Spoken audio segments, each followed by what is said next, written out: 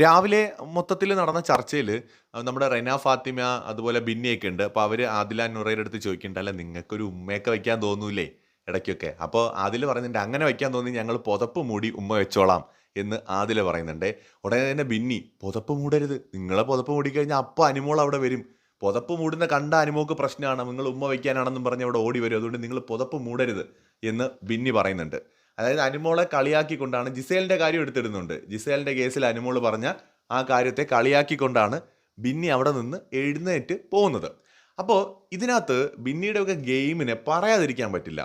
ലാലേട്ടൻ വരുന്നതിൻ്റെ തലേ ദിവസം ബിന്നിയും റെന ഫാത്തിമയും കൂടെ അടുത്ത് കിടന്നുകൊണ്ട് ആര്യനും ജിസേലും തമ്മിൽ എന്തോ ഉണ്ട്, അതെന്തായാലും ഒരു ഫ്രണ്ട്ഷിപ്പിന് അപ്പുറത്ത് എന്തൊക്കെയോ ഉണ്ട് എന്ന് പറഞ്ഞ് അനുമോൾ പറഞ്ഞ കാര്യങ്ങളെ ശരിവെക്കുന്ന തരത്തിൽ കമന്റ് പാസ്സാക്കിയവരാണ് ഈ ബിന്നിയും റെനയും. അവർക്ക് അനുമോളെ കുറ്റം പറയാൻ ഒരു അവകാശവുമില്ല. കാരണം അനുമോൾക്ക് തോന്നുന്ന കാര്യങ്ങളൊക്കെ ഇവർക്കും അവിടെ തോന്നിയിട്ടുണ്ട്. ഒന്നും ഉണ്ടാവില്ല, പക്ഷേ ഇവരുടെ കാഴ്ചപ്പാടിൽ ഒരു സ്ത്രീയും പുരുഷനും ഇങ്ങനെ അടുത്തടുത്ത് കിടക്കാൻ പാടുണ്ടോ? അപരിചിതരായിട്ടുള്ള രണ്ടുപേരല്ലേ, അങ്ങനെ കിടന്നാൽ ചിലപ്പോൾ എന്തെങ്കിലുമൊക്കെ സംഭവിക്കുമോ? അനുമോൾ എങ്ങനെയാണോ കാര്യങ്ങളെ വീക്ഷിക്കുന്നത് അതേപോലെ തന്നെയാണ് ഈ മോഡേൺ എന്ന് പറയുന്ന ബിന്നിയും അതുപോലെ റെന ഫാത്തിമയും ഒക്കെ ഇതിനെ വീക്ഷിക്കുന്നത്. അനുമോൾ അതങ്ങ് തുറന്നു പറഞ്ഞു, അത് കയ്യിൽ പോയി. പക്ഷെ ഇവര് ഒളിഞ്ഞും തെളിഞ്ഞും ഇത് പറയുന്നുണ്ട്.